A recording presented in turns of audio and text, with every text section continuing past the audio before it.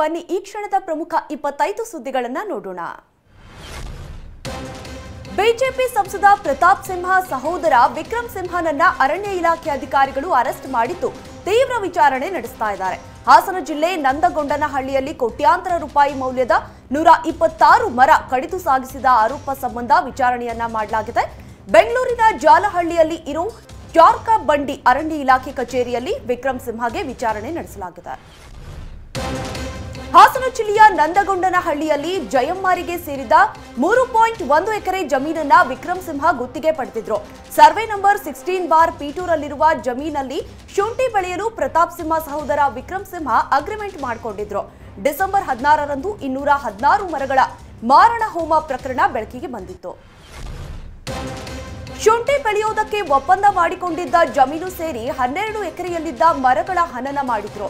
ಸರ್ಕಾರಿ ಗೋಮಾಳ ಸೇರಿದಂತೆ 12 ಎಕರೆಯಲ್ಲಿ ಬೆಳೆದಿದ್ದ ಹೊನ್ನೆ, ನಂದಿ, ಗರಿಹೆಬ್ಬೇವು, ಹೆಬ್ಬಲಸು, ಮಾವು ಮತ್ತು ಹಲಸು ಮರಗಳನ್ನು ಕಡಿಯಲಾಗಿತ್ತು.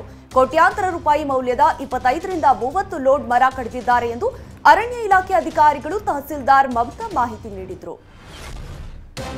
126 ಮರಗಳನ್ನ ಕಡಿದು ಸಾಗಣೆ ಆರೋಪ ಪ್ರಕರಣದಲ್ಲಿ ವಿಕ್ರಮ್ ಸಿಂಹನನ್ನ ಅರೆಸ್ಟ್ ಮಾಡಲಾಗಿದೆ. ಇತ್ತ ಸಂಸದ ಪ್ರತಾಪ್ ಸಿಂಹ ಸೋಷಿಯಲ್ ಮೀಡಿಯಾದಲ್ಲಿ ಎಫ್ಐಆರ್ ಕಾಪಿಯನ್ನ ಹಂಚಿಕೊಂಡರು. ತಮ್ಮನ ಹೆಸರಿಲ್ಲದ ಎಫ್ಐಆರ್ ಕಾಪಿ ಪೋಸ್ಟ್ ಮಾಡಿದ್ದಾರೆ. ಅರಣ್ಯ ಇಲಾಖೆ ದಾಖಲಿಸಿರುವ ಎಫ್ಐಆರ್ನಲ್ಲಿ ಸಹೋದರ ವಿಕ್ರಮ್ ಸಿಂಹ ಹೆಸರಿಲ್ಲ ಅಂತ ಸೋಷಿಯಲ್ ಮೀಡಿಯಾದಲ್ಲಿ ಬರೆದುಕೊಂಡಿದ್ದಾರೆ. ಪ್ರಕೃತಿ ಪರಿಸರ ಉಳಿದ್ರೆ ಮಾತ್ರ ನಾವು ಉಳಿಯೋದಕ್ಕೆ ಸಾಧ್ಯ ಅಂತ ಅರಣ್ಯ ಸಚಿವ ಈಶ್ವರ್ ಖಂಡ್ರೆ ಮಾಧ್ಯಮ ಪ್ರಕಟಣೆ ಹೊರಡಿಸಿದ್ದಾರೆ.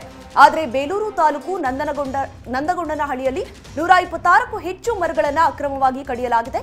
ಸ್ವಾರ್ಥಕ್ಕಾಗಿ ಯಾರೇ ಮರ ಕಡಿದ್ರೂ ಅದು ಅಪರಾಧ. ಕರ್ತವ್ಯ ಲೋಪ ಆರೋಪದಡಿ 5 ಅಧಿಕಾರಿಗಳು ಮತ್ತು ಸಿಬ್ಬಂದಿ ಅಮಾನತು ಮಾಡಲಾಗಿದೆ ಅಂತ ಸಚಿವ ಈಶ್ವರ್ ಖಂಡ್ರೆ ಮಾಧ್ಯಮ ಪ್ರಕಟಣೆ ಹೊರಡಿಸಿದ್ದಾರೆ. ಸ್ವಪಕ್ಷದ ವಿರುದ್ಧವೇ ಶಾಸಕ ಬಸನಗೌಡ ಪಾಟೀಲ್ ಯತ್ನಾಳ್ ಗುಡುತ್ತಾ ಇರುವುದು ಬಿಜೆಪಿಗೆ ಬಿಸಿ ತುಪ್ಪವಾಗಿದೆ. ಇತ್ತ ವಿಜಯಪುರದ ಜಿಲ್ಲಾ ಬಿಜೆಪಿ ಕಚೇರಿಯಲ್ಲಿ ರಾಜ್ಯಾಧ್ಯಕ್ಷ ಬಿವೈ ವಿಜಯೇಂದ್ರಗೆ ಅಭಿನಂದನಾ ಸಮಾರಂಭವನ್ನು ಹಮ್ಮಿಕೊಳ್ಳಲಾಗಿತ್ತು. ಪಕ್ಷಕ್ಕಿಂತಲೂ ಯಾರೂ ದೊಡ್ಡವರಲ್ಲ ಎಂದು ಯತ್ನಾಳ್ಗೆ ವಿಜಯೇಂದ್ರ ಸಂದೇಶ ರವಾನೆ ಮಾಡಿದ್ದಾರೆ. ಶಾಸಕ ಯತ್ನಾಳ್ ಆಗಿರಲಿ ಯಾರೇ ಆಗಿರಲಿ ಪಕ್ಷದ ಹಿತ ಮುಖ್ಯ ಎಂದಿದ್ದಾರೆ. ನಮ್ಮಲ್ಲಿ ವ್ಯತ್ಯಾಸಗಳು, ಸಣ್ಣ ಪುಟ್ಟ ಗೊಂದಲಗಳು ಏನೇ ಇರಲಿ ಅಂತ ವಿಜಯಪುರ ಜಿಲ್ಲಾ ಬಿಜೆಪಿ ಕಾರ್ಯಕರ್ತರ ಸಭೆಯಲ್ಲಿ ವಿಜಯೇಂದ್ರ ಹೇಳಿದರು.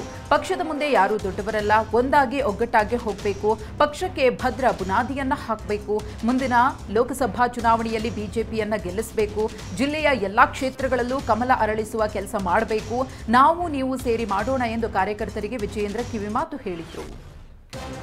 ಹಿರಿಯರು ನಮ್ಮ ಪಕ್ಷದಲ್ಲಿ ಯಾರಿಗೆ ಏನ್ ಹೇಳಬೇಕು ಹೇಳಿಯಾಗಿದೆ, ಅನುಷ್ಠಾನಕ್ಕೆ ತರುವುದು ಮಾತ್ರವೇ ಬಾಕಿ ಇದೆ ಅಂತ ಯತ್ನಾಳ್ಗೆ ಮಾಜಿ ಸಚಿವ ನಿರಾಣಿ ಟಾಂಗ್ ಕೊಟ್ರು.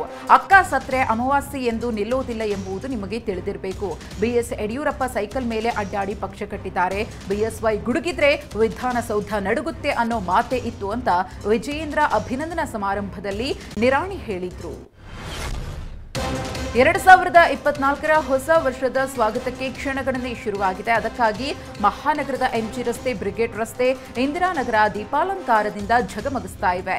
ಇಂದು ಸಂಜೆಯಿಂದಲೇ ದೊಡ್ಡ ಮಟ್ಟದಲ್ಲಿ ಜನ ಸೇರಲಿದ್ದಾರೆ. ಅಲ್ಲದೆ ತಡರಾತ್ರಿ 1 ಗಂಟೆಯವರೆಗೂ ಪಾರ್ಟಿ ಮೋಜು ಮಸ್ತಿ ಮಾಡಲು ಭರ್ಜರಿ ತಯಾರಿ ಮಾಡಿಕೊಂಡಿದ್ದಾರೆ. ಮತ್ತೊಂದು ಕಡೆ ಭದ್ರತೆ ಮತ್ತು ಟ್ರಾಫಿಕ್ ಕಂಟ್ರೋಲ್ಗೂ ಬೆಂಗಳೂರು ಸಂಚಾರಿ ಪೊಲೀಸರು ಮುಂದಾಗಿದ್ದಾರೆ. ಇಂದು ಸಂಜೆ ಎಂಜಿ ರಸ್ತೆ, ಬ್ರಿಗೇಡ್ ರಸ್ತೆ, church street, Saint marks residency ರಸ್ತೆಗಳಲ್ಲಿ ಹೊಸ ವರ್ಷಾಚರಣೆ ನಡೆಯಲಿದ್ದು ಹೆಚ್ಚು ಜನ ಸೇರಲಿದ್ದಾರೆ. ಇದಕ್ಕಾಗಿ ಸಂಚಾರ ವ್ಯವಸ್ಥೆಯಲ್ಲಿ ಬದಲಾವಣೆ ಮಾಡಲಾಗಿದೆ. ಕೆಲ ರಸ್ತೆಗಳಲ್ಲಿ ವಾಹನಗಳ ಸಂಚಾರ ನಿಷೇಧ ಮಾಡಲಾಗಿದೆ. ಎಂಜಿ ರಸ್ತೆ, ಅನಿಲ್ ಕುಂಬ್ಳೆ ವೃತ್ತದಿಂದ ಮೇಯೋ ಹಾಲ್ ಜಂಕ್ಷನ್ವರೆಗೆ ಸಂಚಾರಕ್ಕೆ ನಿಷೇಧ ಹೇರಲಾಗಿದೆ. ಇನ್ನು ವಾಹನ ಸವಾರರಿಗೆ ಬದಲಿ ಮಾರ್ಗವನ್ನ ಪೊಲೀಸರು ಸೂಚಿಸಿದ್ದಾರೆ. ಎಂಜೆ ರಸ್ತೆಯಲ್ಲಿ ಕ್ಲೀನ್ಸ್ ವೃತ್ತದ ಕಡೆಯಿಂದ ಹಲಸೂರು ಹಾಗೂ ಇನ್ನು ಮುಂದಕ್ಕೆ ಹೋಗುವಂತಹ ಚಾಲಕರು ಅನಿಲ್ ಕುಂಬ್ಳೆ ವೃತ್ತದಲ್ಲಿ ಎಡತಿರುವು ಪಡೆದು ಸೆಂಟ್ರಲ್ ಸ್ಟ್ರೀಟ್, ಬಿಆರ್ವಿ ಜಂಕ್ಷನ್ನಲ್ಲಿ ಬಲ ತಿರುವು ಪಡೆದು ಕಬ್ಬನ್ ರಸ್ತೆ ಮೂಲಕ ಸಂಚರಿಸಿ ವೆಬ್ ಜಂಕ್ಷನ್ ಬಳಿ ಎಂಜಿ ರಸ್ತೆ ಸೇರಿ ಮುಂದೆ ಸಾಗಬಹುದಾಗಿದೆ. ಇಂದು ರಾತ್ರಿ 8 ಗಂಟೆಯಿಂದ ನಾಳೆ ಬೆಳಿಗ್ಗೆ 6 ಗಂಟೆವರೆಗೆ ನಗರದ ಎಲ್ಲಾ ಫ್ಲೈಓವರ್ಗಳಲ್ಲಿ ಸಂಚಾರವನ್ನ ಸಹ ನಿಷೇಧ ಮಾಡಲಾಗಿದೆ. ಕುಡಿದು ವಾಹನ ಚಾಲನೆ ಮಾಡುವವರ ವಿರುದ್ಧ ಇಡೀ ರಾತ್ರಿ ಕಾರ್ಯಾಚರಣೆ ನಡೆಯಲಿದೆ. ಈ ನಿಟ್ಟಿನಲ್ಲಿ ನಾಕಾಬಂದಿ ಹಾಕಿ ನಗರದ ವಿವಿಧ ಸ್ಥಳಗಳಲ್ಲಿ ಪರಿಶೀಲನೆ ನಡೆಸಲಾಗಿದೆ. ಹೊಸ ವರ್ಷಾಚರಣೆ ಹಿನ್ನೆಲೆಯಲ್ಲಿ ಬೆಂಗಳೂರಿನಲ್ಲಿ ಪೊಲೀಸ್ ಬಂದೋಬಸ್ತ್ ಮಾಡಲಾಗಿದೆ. ಭದ್ರತೆಗೆ 2 ಹೆಚ್ಚುವರಿ ಪೊಲೀಸ್ ಆಯುಕ್ತರು, ಓರ್ವ ಜಂಟಿ ಪೊಲೀಸ್ ಆಯುಕ್ತ, 15 ಡಿಸಿಪಿ, 45 ಎಸಿಪಿ, 160 ಪಿಐ ನೇಮಕ ಮಾಡಲಾಗಿದೆ. ಇವರ ಜೊತೆಗೆ 600 sub inspector, 600 ASI, 1800 head constable, 5200 ಕಾನ್ಸ್ಟೇಬಲ್ಗಳನ್ನು ಭದ್ರತೆಗೆ ನಿಯೋಜನೆ ಮಾಡಲಾಗಿದೆ. ಬೆಂಗಳೂರು ನಗರದಲ್ಲಿಂದು ಹೊಸ ವರ್ಷಾಚರಣೆ ಮನೆ ಮಾಡಲಾಗಿದೆ. ಎಂಜಿ ರಸ್ತೆ, ಬ್ರಿಗೇಡ್ ರಸ್ತೆ, ಕೋರಮಂಗಲದಲ್ಲಿ ಸಾಕಷ್ಟು ಸಂಖ್ಯೆಯಲ್ಲಿ ಜನ ಸೇರುವ ಸಾಧ್ಯತೆ ಇದೆ. ಈ ವೇಳೆ ಯಾವುದೇ ಅಹಿತಕರ ಘಟನೆ ನಡೆಯದಂತೆ 300ಕ್ಕೂ ಹೆಚ್ಚು ತಾತ್ಕಾಲಿಕ ಸಿಸಿ ಕ್ಯಾಮೆರಾ ಕಣ್ಗಾವಲಿಗೆ ಇಡಲಾಗಿದೆ. ಜನರ ಮೇಲೆ ನಿಗಾ ವಹಿಸಲು ಪೊಲೀಸರಿಂದ 10 ಡ್ರೋನ್ ಕ್ಯಾಮೆರಾ ಬಳಕೆ ಮಾಡಲಾಗಿದೆ. ಮೈಸೂರಿನ ಬಂಡೀಪುರದಲ್ಲಿ ಹೊಸ ವರ್ಷ ಆಚರಣೆಗೆ ಅರಣ್ಯ ಇಲಾಖೆ ಬ್ರೇಕ್ ಹಾಕಲಿದೆ. ಅರಣ್ಯ ಇಲಾಖೆ ವಸತಿ ಗೃಹ ಕಾಟೇಜ್ಗಳಲ್ಲಿ ವಾಸ್ತವ್ಯಕ್ಕೆ ನಿರ್ಬಂಧ ಹೇರಲಾಗಿದೆ. ಆದರೆ ಇಂದು ನಾಳೆ ಬಂಡೀಪುರದಲ್ಲಿ ಎಂದಿನಂತೆ ಸಫಾರಿ ನಡೆಯಲಿದೆ.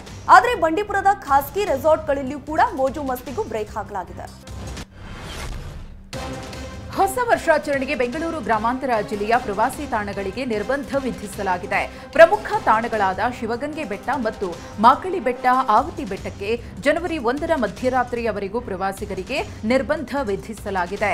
ನಿಷೇಧಿತ ಪ್ರದೇಶದಲ್ಲಿ 144 ಸೆಕ್ಷನ್ ಜಾರಿ ಮಾಡುವಂತೆ ಬೆಂಗಳೂರು ಗ್ರಾಮಾಂತರ ಜಿಲ್ಲಾಧಿಕಾರಿ ಶಿವಶಂಕರ್ ಆದೇಶ ಮಾಡಿದ್ದಾರೆ. ಹೊಸ ವರ್ಷಾಚರಣೆ ಹಿನ್ನೆಲೆಯಲ್ಲಿ ತುಮಕೂರಿನ ಪ್ರವಾಸಿ ತಾಣಗಳಿಗೆ ಸಾರ್ವಜನಿಕರ ಪ್ರವೇಶಕ್ಕೆ ನಿರ್ಬಂಧವನ್ನ ಹೇರಲಾಗಿದೆ. ದೇವರಾಯನದುರ್ಗ, ನಾಮದ ಚಿಲುಮೆ, ಬಸದಿ ಬೆಟ್ಟಕ್ಕೆ ನಿರ್ಬಂಧವನ್ನ ವಿಧಿಸಿ ತುಮಕೂರು ಜಿಲ್ಲಾಧಿಕಾರಿ ಶುಭ ಕಲ್ಯಾಣ್ ಆದೇಶ ಮಾಡಿದ್ದಾರೆ. ಇಂದು ಬೆಳಿಗ್ಗೆ 8 ಗಂಟೆಯಿಂದ ಜನವರಿ 2ರ ಬೆಳಿಗ್ಗೆ 8 ಗಂಟೆಯವರೆಗೂ ಸಾರ್ವಜನಿಕ ಪ್ರವೇಶಕ್ಕೆ ಬ್ರೇಕ್ ಹಾಕಲಾಗಿದೆ. ಲಖನೌದಿಂದ ಅಸ್ಸಾಂಗೆ ಟ್ರಕ್ನಲ್ಲಿ ಸಾಗಿಸ್ತಾ ಇದ್ದ ಹಳೆಯ ವಿಮಾನ ಸೇತುವೆ ಕೆಳಗೆ ಸಿಲುಕಿಕೊಂಡಿತ್ತು. ಬಿಹಾರದ ಪೂರ್ವ ಚಂಪಾರಣ್ ಜಿಲ್ಲೆಯಲ್ಲಿ ಸೇತುವೆ ಕೆಳಗೆ ಸಿಲುಕಿಕೊಂಡಿದ್ದು ಭಾರೀ ಟ್ರಾಫಿಕ್ ಜಾಮ್ ಉಂಟಾಗಿತ್ತು ಎಂದು ಪೊಲೀಸರು ತಿಳಿಸಿದ್ದಾರೆ. ಸ್ಕಾರ್ಫ್ ಮಾಡಿದ ವಿಮಾನವನ್ನ ಲಖನೌನಿಂದ ಅಸ್ಸಾಂಗೆ ಟ್ರಕ್ನಲ್ಲಿ ಸಾಗಿಸಲಾಗುತ್ತಿತ್ತು. ಈ ವೇಳೆ ಮೋತಿಹಾರಿಯ ಪಿಪರಕೋಠಿ ಸೇತುವೆಯ ಕೆಳಗೆ ಟ್ರಕ್ ಸಿಲುಕಿಕೊಂಡು ವಾಹನ ಸವಾರರು ಪರದಾಡಿದ್ರು. ದೆಹಲಿಯಲ್ಲಿ ಮೈ ಕೊರೆಯೋ ಚಳಿಗೆ ಜನರು ಗಡಗಡ ಅಂತಿದ್ದಾರೆ. ದಟ್ಟ ಮಂಜು ಆವರಿಸ್ತಾ ಇದ್ದು ನಾಗರಿಕರು ಪರದಾಡುವಂತಾಗಿದೆ. ಮುಂದಿನ 2 ದಿನಗಳಲ್ಲಿ ಉತ್ತರ ಭಾರತವನ್ನ ದಟ್ಟ ಮಂಜು ಆವರಿಸಲಿದ್ದು ಪೂರ್ವ ಭಾರತಕ್ಕೂ ಈ ವಾತಾವರಣ ವಿಸ್ತರಿಸಲಿದೆ ಅಂತ ವೆದರ್ ಡಿಪಾರ್ಟ್ಮೆಂಟ್ ಮುನ್ಸೂಚನೆ ಕೊಟ್ಟಿದೆ. ಒಂದಲ್ಲ ಎರಡಲ್ಲ, ಬರೋಬ್ಬರಿ 7 ಬಾರಿ ಒಂದೇ ವರ್ಷದಲ್ಲಿ 7000 ರನ್ ಸಿಡಿಸಿದ ಸಾಧನೆಯನ್ನ ಕೊಹ್ಲಿ ಮಾಡಿದ್ದಾರೆ. ಇಷ್ಟು ಹೆಚ್ಚು ಬಾರಿ ಮತ್ಯಾವುದೇ ಆಟಗಾರ 2000 ರನ್ ಸಿಡಿಸಿಲ್ಲ. ಇದು 146ನೇ ವರ್ಷದ ಕ್ರಿಕೆಟ್ ಇತಿಹಾಸದಲ್ಲೇ ನೂತನ ಸಾಧನೆ ಅಂತ ಬಣ್ಣಿಸಲಾಗಿದೆ. ಪತ್ನಿ ಸಾಕ್ಷಿ ಜೊತೆಗೆ ಟೀಂ ಇಂಡಿಯಾದ ಮಾಜಿ ಕ್ಯಾಪ್ಟನ್ ಧೋನಿ ದುಬೈನಲ್ಲಿ ಕಾಣಿಸಿಕೊಂಡಿದ್ದಾರೆ. ಕ್ರಿಸ್ಮಸ್ ಮತ್ತು ಹೊಸ ವರ್ಷದ ಸಂಭ್ರಮವನ್ನ ದುಬೈ ಪ್ರವಾಸದಲ್ಲಿ ಧೋನಿ ದಂಪತಿ ಕಳೆಯುತ್ತಿದ್ದಾರೆ. ಪಾಕಿಸ್ತಾನ ವರ್ಸಸ್ ಆಸ್ಟ್ರೇಲಿಯಾ ನಡುವಿನ ಟೆಸ್ಟ್ ಪಂದ್ಯದಲ್ಲಿ ಪಾಕ್ ಬ್ಯಾಟರ್ ಮೊಹಮ್ಮದ್ ರಿಜ್ವಾನ್ ಔಟ್ ಆಗಿದ್ದು ವಿವಾದ ಸೃಷ್ಟಿಸಿದೆ. ವೆಸ್ಟ್ ಬ್ಯಾಂಕ್ ತಗುಲಿದ್ರಿಂದ ಅಂಪೈರ್ ನಾಟ್ಔಟ್ ನೀಡಿದ್ರು. ಆದರೆ ಆಸ್ಟ್ರೇಲಿಯಾ ನಾಯಕ ಪ್ಯಾಟ್ ಕ್ಯೂಮನ್ಸ್ ಡಿಆರ್ಎಸ್ ಪಡೆದು ರಿಜ್ವಾನ್ನ ವಿಕೆಟ್ ಗಳಿಸಿದ್ರು.